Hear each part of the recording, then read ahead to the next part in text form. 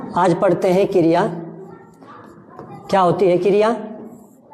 क्रिया की एक सामान्य परिभाषा होती है, जिन शब्दों के द्वारा किसी काम का होना पाया जाता है या जो भी काम हम करते हैं वह क्रिया कहलाती है। जैसे हंसना, रोना, खाना, पीना, नाचना, गाना, उठना, बैठना, सब क्रियाएं हैं। ठीक है।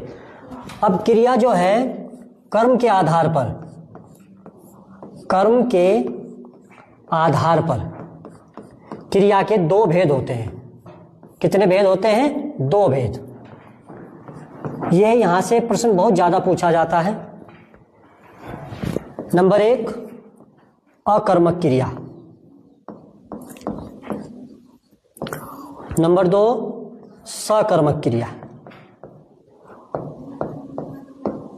अब इनकी परिभाषा की यदि बात करें तो बहुत ही आसान और सामान्य परिभाषा है। अ का मतलब होता है बिना, कर्म के। जहां वाक्य बिना कर्म के होता है, जहां केवल कर्ता और क्रिया का ही महत्व होता है, उसे कहते हैं अकर्मक क्रिया। जैसे रोना, सोना, हंसना। इसकी मैं एक आपको बहुत बड़ी पहचान बताऊंगा। सकर्मक, स मतलब साथ, कर्म मतलब कर्म।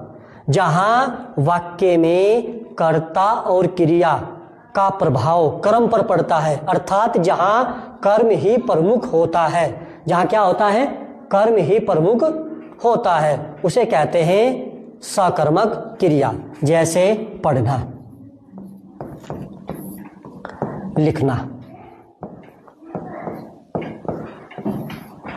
खाना, यह आपकी सकर्मक क्रिया होती है। हमेशा सकर्मक रहती है, यह आपकी हमेशा सकर्मक रहती है और ये हमेशा आपकी अकर्मक रहती है। लेकिन जैसे हमने एक सेंटेंस लिखा है, मोहन खाना खा रहा है, खाना खा रहा है, तो इस वाक्य में देखो आप, मोहन जो है वह करता है, खा मतलब चबाना, यह आपकी क्रिया है, और ये जो है यह आपका कर्म है।